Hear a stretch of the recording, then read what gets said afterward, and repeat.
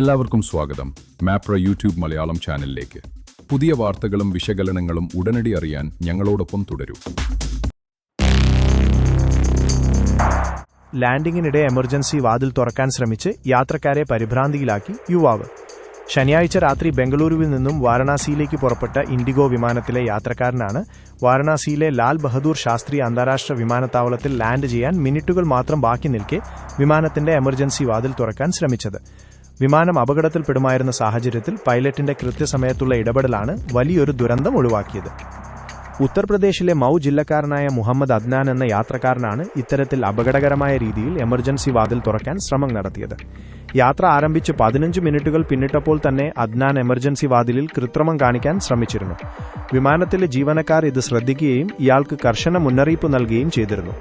അബദ്ധം പറ്റിയതാണെന്ന് പറഞ്ഞ ഇയാൾ ബാക്കി സമയം സാധാരണ രീതിയിൽ പെരുമാറിയെങ്കിലും ലാൻഡിംഗ് സമയത്ത് വീണ്ടും അപകടകരമായ രീതിയിൽ പെരുമാറുകയായിരുന്നു. വിമാനം നിലത്തിറങ്ങാൻ വെറും 500 അടി മാത്രം ഉയരത്തിൽ നിൽക്കെ രാത്രി 10:20ഓടെയാണ് അദ്നാൻ രണ്ടാമതും വാതിൽ തുറക്കാൻ ശ്രമിച്ചത്. ഈ സമയത്ത് വിമാനത്തിലുണ്ടായിരുന്ന ക്രൂ അംഗങ്ങൾ ഉടൻ തന്നെ പൈലറ്റിന് മുന്നറിയിപ്പ് നൽകുകയും പൈലറ്റ് സന്ദർഭോചിതമായി ഇടപെട്ട് ലാൻഡിംഗ് ഒഴിവാക്കി വിമാനം വീണ്ടും ഉയർത്തുകയും ചെയ്തു. തുടർന്ന് 10:35ഓടെ വിമാനം സുരക്ഷിതമായി താഴെ ഇറക്കിയതോടെയാണ് യാത്രക്കാർക്ക് ശ്വാസം നേരെ വീണത്. ക്രൂ അംഗങ്ങളുടെ സമയോചിതമായ ഇടപെടലിന് യാത്രക്കാർ നന്ദി രേഖപ്പെടുത്തി. Thank you.